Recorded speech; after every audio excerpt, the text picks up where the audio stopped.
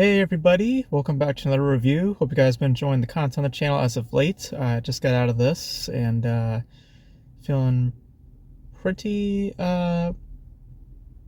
pretty surprised. I mean, I was curious to see it, mainly for its affiliations, but I was pleasantly surprised. That film being Godzilla Minus One, which is the latest from Toho. Um, Not from the from Warner Brothers. They actually have their own Godzilla film coming out, Godzilla X Kong: The New Empire, which looks fairly goofy. And I guess you can say that about Godzilla as a whole, as the franchise, kept moving along. As we actually reviewed on this channel, we reviewed Ghidorah, the three-headed dragon. It's fairly goofy. It got fairly goofy as time went on, and this is actually quite the opposite to that, where this is set post World War II, follows a kamikaze fighter pilot who actually abandons the war. He takes his plane, his fighter jet, and he lands on an island, and he's met with a couple of mechanics, and they notice that his plane is perfectly fine, and they recognize that he actually abandoned the war, and to some extent they have respect for him. Until, of course, Godzilla appears on screen, and he wreaks havoc the island and kills everybody on the island, except for two, that being the person that respected the pilot and the pilot himself. And there's resentment that is built, and over time, guilt that is formed. And that is morally what the film is about. It's about survivor's guilt, and about someone taking the weight of what they could have done and ultimately seeking some form of redemption, and repeatedly seeing what they should do in order to be lifted the burden of such trauma.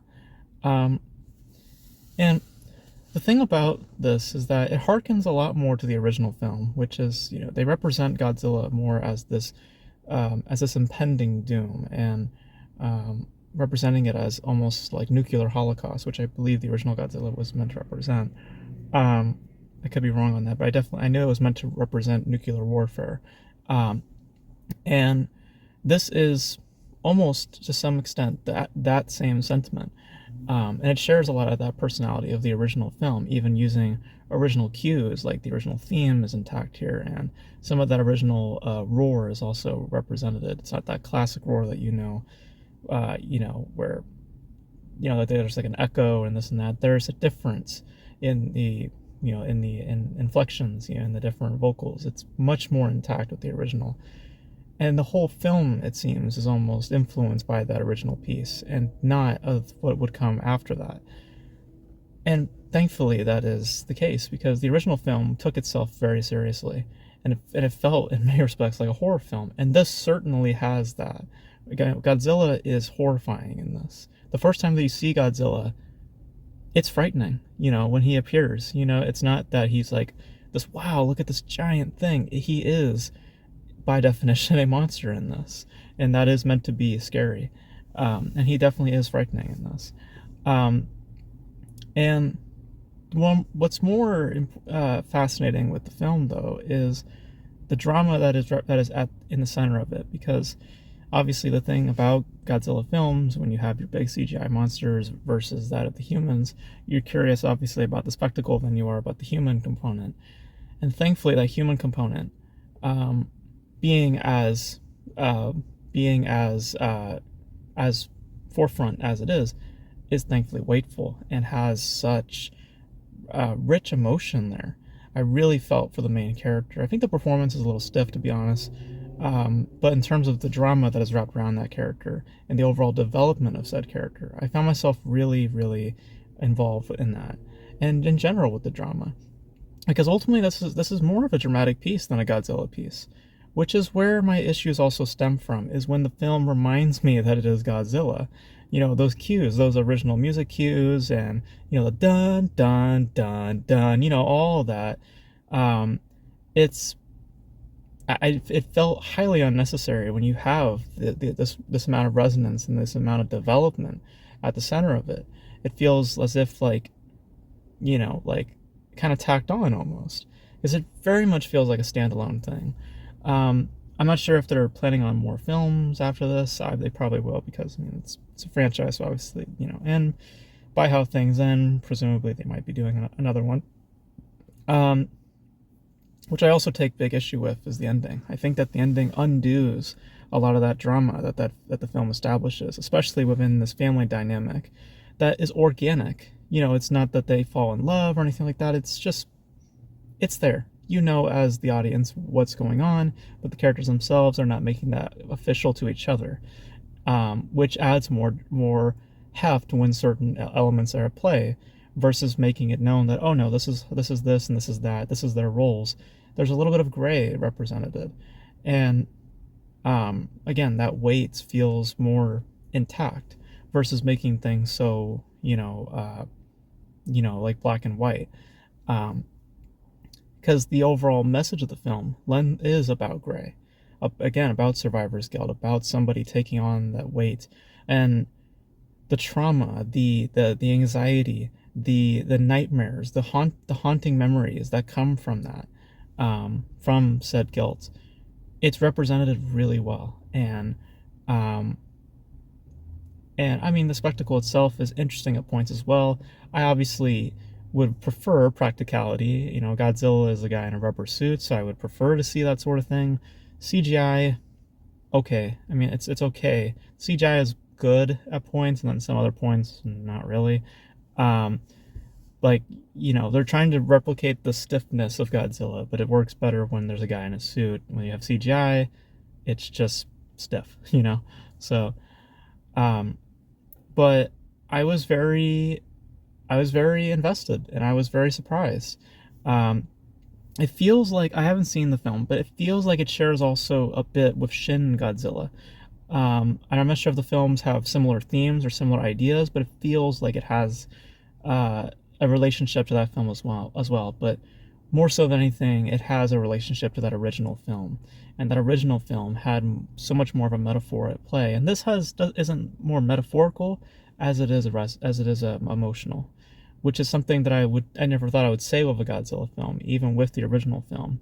Um, the original film is relying more on tension, where with this, it's relying more on emotion, and it earns it. It earns it for the most part. As I said, the ending does undo a few things, which I think undermines some of the drama at play, and I don't think that it was necessarily needed at that point. And um, so the structure, the way that it plays, it does feel at times rushed, like we have to move things along. Um, but in terms of just a general observation, in terms of just how it is overall, it works pretty well. And I was involved, I was engaged, I was feeling that emotion. There's at one point where I teared up at one scene because of how, because of that message becoming much more dominant, and seeing how our main character is dealing with it, that turmoil that is clearly there. Um, Mostly due to the craftsmanship. I would say less due to that performance. Again, just kind of stiff, that lead performance, um, but to view it purely as a Godzilla film, depending on your criteria for Godzilla, if you were to look at that original film, it definitely, uh, it's in some respects has that persona.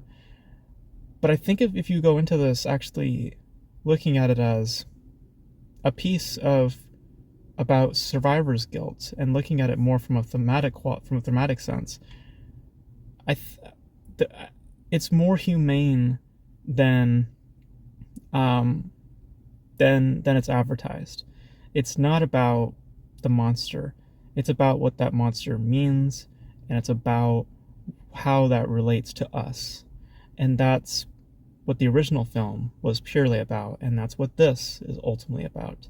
Um, and with that, I think this is just, it's not as good as the original, obviously, but it has that same spirit. And with that, I was very invested, and very happy with the end result. As I said, I think that some of the structures and some of the choices made, I think, undo some of the drama that they establish. But It's weightful. It has the resonance. It has the engagement. Um, it's not really a Godzilla film, and because of that, it work. That's why it works. That's why the film ultimately works. Is that it isn't a Godzilla film. If it was more of a Godzilla film, which at points it leans into that, that's when things start to feel familiar. When you are brought into to the drama, and when you're brought back to um, to those themes and those ideas on its mind, that's where the heart of this film really lies. As I said, this is more humane um, than any of the Godzilla films. The original Godzilla is a metaphor. This is a study of emotion and a study of psychology, and again, that the weight of all those emotions in the confines of a survivor, of somebody who has lived through war, and ultimately questioning whether they should have lived it to begin with. It's pretty good. It's pretty good. When it becomes Godzilla, that's when I started to lean like, but thankfully it's just minor. For a lot of its time, it's studying its themes. It's taking time with its characters, and I was very engaged in that front. So, so if you go into this looking for Godzilla, you're probably going to be disappointed. But if you actually, turn off that part of that ignorance, that like that childlike part, like I don't want to see Godzilla.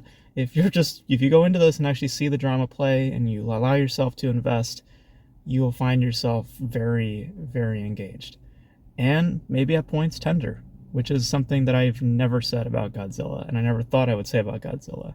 So, so, so yeah, very unique, very unique, and like I said, much more humane than any Godzilla movie, which is why it's hard to call it a Godzilla film, and thankfully that's why, as a film, it works really well. The less Godzilla, the more impactful it was. And thankfully Godzilla is only there for a little bit, because when he's not, man, does it work. So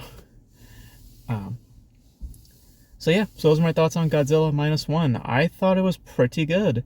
But again, hard to call it a Godzilla film when there is so much of that drama playing, and how much it impacts, and how Godzilla almost feels like an interference to that drama. But it holds the heart of the original, and much more. It holds that emotional edge that the original doesn't have. The original beats it still, but that heart, that emotion, is much more present than any of the Godzilla movies that I've seen, including the American ones. So, and also thematically, the weight is there. It matches that of the original. It doesn't beat it, but still, it is there. So yeah. So I thought it was pretty good. You guys, let me know your thoughts on Godzilla Minus One if you have checked it out. It's gotten such an expansion here in North America. I'm very, very surprised. Traditionally, Godzilla films don't usually get this kind of release out here. I think they had a tentative limited release with like Shin Godzilla, and then a film, I think it was Godzilla 2000, but usually not the case out here. So Godzilla Minus One is kind of a rarity, and seeing the kind of piece that we got, I can understand why. So, and also I think by reception, like, it's been praised a lot. A lot of people are seeming to enjoy it. So I can see where that expansion is coming from. But yeah, so check it out if you guys can, and let me know your thoughts in the comment section below, and any thoughts on just the other Godzilla movies, your thoughts on the upcoming one from Warner Brothers. Seems to be a good time to be a Godzilla fan, it seems. So, but yeah, guys, that's gonna be it for me. Thank you guys for tuning in, and until then, I will catch you guys in the next video.